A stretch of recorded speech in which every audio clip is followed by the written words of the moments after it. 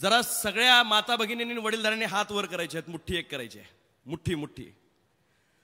म्हसोबाच्या नावानं, म्हसोबाच्या नावानं.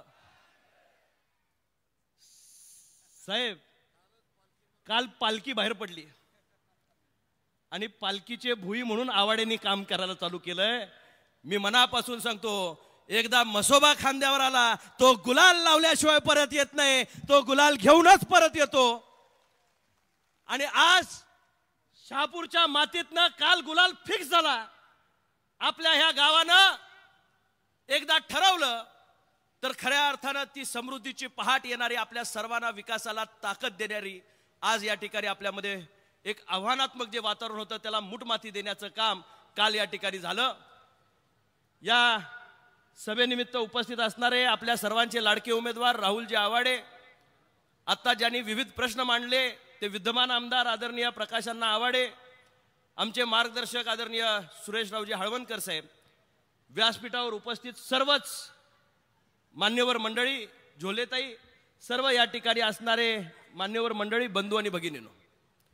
खरं तर गडकरी साहेब आल्यानंतर आचारसंहिता असल्यामुळे काही मर्यादा आहेत, पण ज्यावेळी गडकरी साहेब कोणत्याही कार्यक्रमाला जातात त्या कार्यक्रमाच्या माध्यमातून समाजाला देणं देतात. एखादं काम त्या गावासाठी, त्या परिसरासाठी, त्या जिल्ह्यासाठी असं असतं की जे लँडमार्क असतं, जे पिढ्यानपिढ्या लक्षात राहावं. आज तुम्ही जात असताना अलीकडं पंढरीनाथाला कधी गेलाय का? पंढरपूरला वारीला काल जी लोक जाऊन असतील कार्तिकीला त्या ठिकाणी जाऊन आले असतील.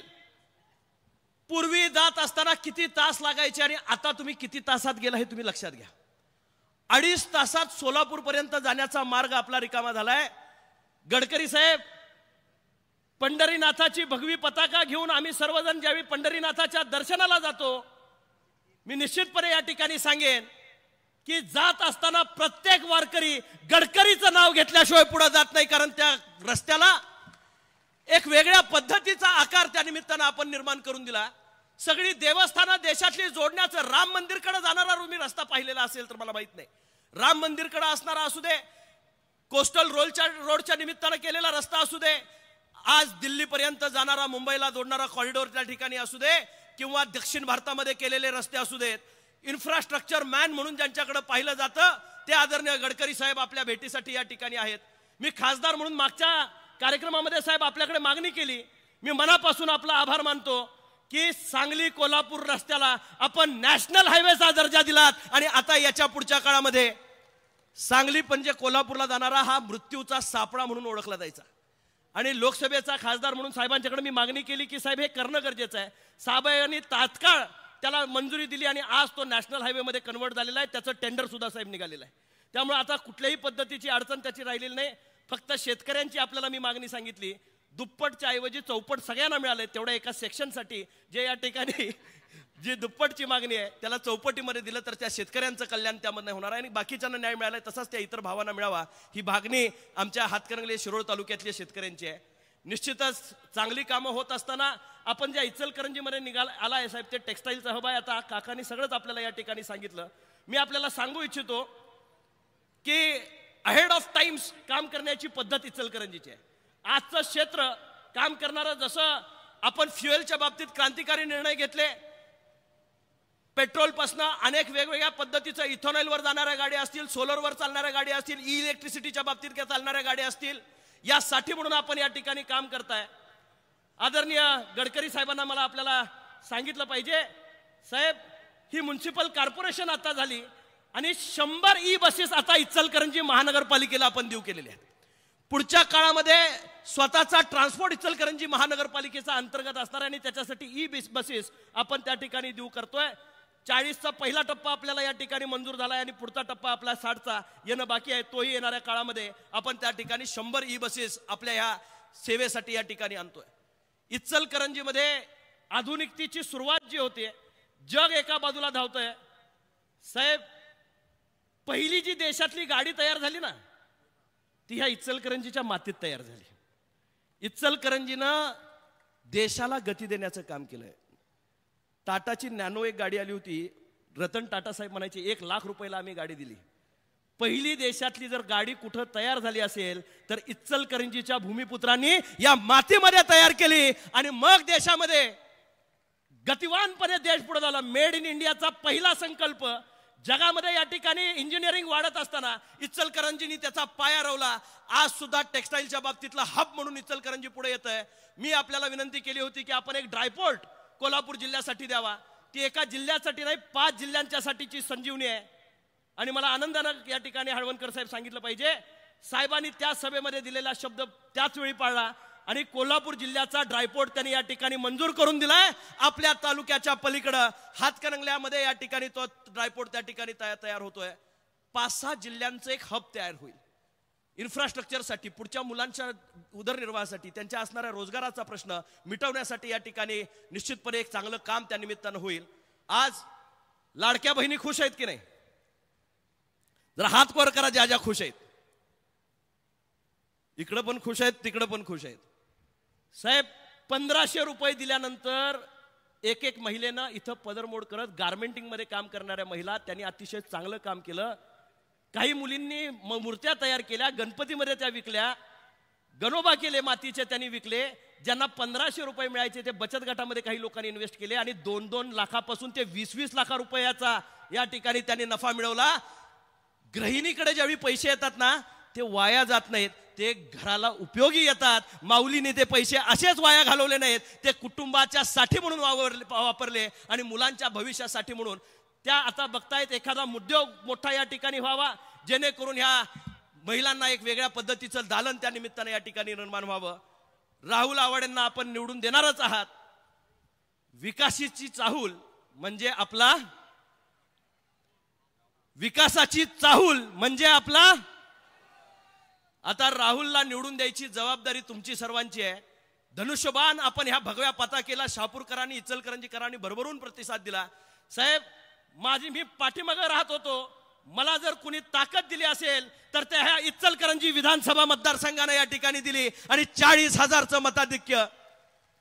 ही भगवी पताका जशी शहापूरच्या चौकामध्ये उभी आहे ना, तो भगवा गौलानं उभारला पाहिजे याच्यासाठी माझ्यासाठी साथ दिली. निश्चितपणे बटेंगे तो आता बटण्याची वेळ नाही, आता एकत्र राहण्याची वेळ आहे. वोट कटण्याच्या बाबतीत बोलतोय मी. वोट कटणे नाही चाहिए, बटणे नाही चाहिए. आपल्याला एक संघपणे या मतदारसंघाला विकासाच्या उंचीवर या ठिकाणी जाऊन नेऊन पोहोचवायचं आहे. मला आपण या ठिकाणी खासदार केलंय, आमदार या ठिकाणी राहुलजी आवाडे साहेबांना करावं ही कळकळीची विनंती आपल्याला करतो. आज एक मेसेज घराणेशाहीच्या बाबतीत तुमच्याबद्दल या ठिकाणी फिरायला लागलाय. साहेब आवाडे साहेबांच्या बाबतीत, घराण्याच्या बाबतीत टीका करणारा एक मेसेज आज दिवसभर सोशल मीडियावर त्या ठिकाणी फिरतोय आणि तुमचं नाव घेऊन फिरतोय. घराण्यांना विरोध, घराणेशाहीला विरोध. ते पोरगा साहेब जिल्हा परिषद सदस्य होतं, ते बापाच्या नावाखाली राजकारणात आलेलं नाही, जिल्हा परिषदेचा सदस्य म्हणून त्यानं ग्रामीण भागात जनतेची सेवा केली. जर पहिलीपासून 10वी पर्यंत एखादं पोरग गेला असेल तर त्याला 11वीत जायचा अधिकार आहे का नाही? अहो ते खालनं वर आलंय, बापाच्या नावावर उभारलं नाही, धमक आहे म्हणून उभारलंय. तुमच्यात हिम्मत असेल तर पाडून दाखवा, पण विकासावर बोला. तुम्ही विकासावर बोला, जातीवर बोलू नका, तुम्ही समाजावर बोलू नका. त्या पोराकडे जर या ठिकाणी विकासाचा दृष्टिकोन नसेल, दोघांनी माझा चॅलेंज आहे शहापूरच्या चौकातनं. दोन्ही उमेदवार आम्ही शहापूरच्या चौकामध्ये इथं बसवू, दोघांनाही तुम्ही प्रश्न विचारा. दूध का दूध आणि पाणी का पाणी होऊन जाऊ दे. या चौकात कळून जाईल की उद्याचा आमदारकीची ताकद असणारा उमेदवार कोण आहे. विद्वत्तेची जोड एखाद्याला लागते, कर्तृत्वाची जोड लागते, सामान्यांची कणाव लागते. घराणी अशीच उभी राहत नाही साहेब, त्याला खस्ता खावे लागतात. मी परवाची एक तारदाच्या सभेमधलं काही विरोधकांची भाषणं ऐकली. आवाडे दादांच्यावर सुद्धा विरोध करायला लागले, दादांच्यावर टीका करायला लागले. ज्यांच्या नखाची सर यांच्या मुखावर येणार नाही तो माणूस राजकारणामध्ये. आणि आमचं आवडांचं जमतंय असं काही नाही, जमत होतंय असं नाही, पण तत्व ज्यावेळी स्वीकारतो ना तो माणूस तत्वानं एकत्र येतो. धैर्यशील माने घराण्यामधनं या ठिकाणी काम करतोय. बाळासाहेब मानेंचा नातू आहे. एखाद्याची साथ द्यायची ठरवली त्याला अर्धवट सोडत नाही, कडेला नेल्याशिवाय आम्ही थांबत नाही. आणि निश्चितपणे ही आम्ही खांद्यावर घेतलंय निश्चितपणे ही जगन्नाथाची वारी आपण कडेला त्या ठिकाणी न्यायची आहे. आज आपण केलेलं काम उद्याच्या इचलकरंजीच्या विकासासाठी आहे. मी चॅलेंज केलंय ते कुणाच्या जीवावर आहे माहितीये का? इथं स्टेजवर बसलेल्यांच्या जीवावर नाही, नाहीतर तुम्ही म्हणजे पुढारी सांगायला आल्यात. मी चॅलेंज केलंय ते तुमच्या जीवावर, तुम्ही दिलेल्या ताकदीवर राहुल या ठिकाणी निवडून येईल याची खात्री मला या ठिकाणी आहे. आणि खरंच साहेब माझ्याबरोबर कॉलेजला होता उमेदवार, मी खासदार झालो, ते मेरा नंबर कब आएगा म्हणून वाट बघतोय. अण्णा काही खुर्ची सोडायला तयार नाही. त्यामुळं अण्णाचा विषय लय हार्ड आहे, पण राहुलकडे त्यांचं क्रेडिटचं कार्ड आहे.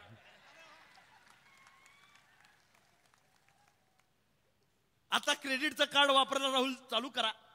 सामान्यांच्या विकासाचं क्रेडिटचं कार्ड आहे, गोरगरिबाच्या उत्कर्षाचं क्रेडिटचं कार्ड आहे. आणि निश्चितपणे हे कार्ड विकास गंगा घेऊन येणारा इचलकरंजीसाठीचं कार्ड आहे. एका जातीच्या कार्डानं विकास होत नाही, तर खऱ्या अर्थानं विकासाचं कार्ड आपल्याला वापरावं लागेल. आणि म्हणूनच आज आपल्याला विकास पुरुष तयार करायचे आहे. मगाशी अण्णांचं भाषण झालं, आता राहुलचं भाषण होणार आहे. गडकरी साहेबांचा मी जरा अधिकचा वेळ घेतला, पण साहेब इथं एकदा जमलं ना, मसोबानं एकदा गुलाल द्यायचं ठरवलं की मग काय वारू थांबत नाही. म्हणूनच ही सभा ही विजयी सभा होणार आहे. आजपर्यंतच्या शहापूरच्या इतिहासातली ही सर्वात मोठी सभा आहे साहेब. तुम्ही आल्यानंतर तुम्हाला नजर जाणार नाही तोपर्यंत माणसं आहेत साहेब पाठीमागपर्यंत. आणि कालची पालखी जशी आली, मसोबाची पालखी सोडवण्याला हात या ठिकाणी आवाडे कुटुंबियांचे लागले, त्यावेळी हृदयामध्ये स्थान त्या ठिकाणी यांनी तयार केलं. मी माझ्या मराठा बांधवांनी मला एक निवेदन या ठिकाणी आल्या दिलं. ते म्हणले साहेब इतर सगळ्या समाजाचे हॉल झालेत, मराठा समाजाचा एक हॉल करा. माझा शब्द आहे तुम्हाला, ही इलेक्शन झाल्यानंतर धैर्यशील माने मराठा समाजासाठी शहापूरमध्ये मुद्दामून मोठ्याच्या मोठं सभागृह आपलं उभा करू आणि सामान्य माणसाच्या उत्कर्षाचं काम आपण येणाऱ्या काळामध्ये या ठिकाणी तयार करू.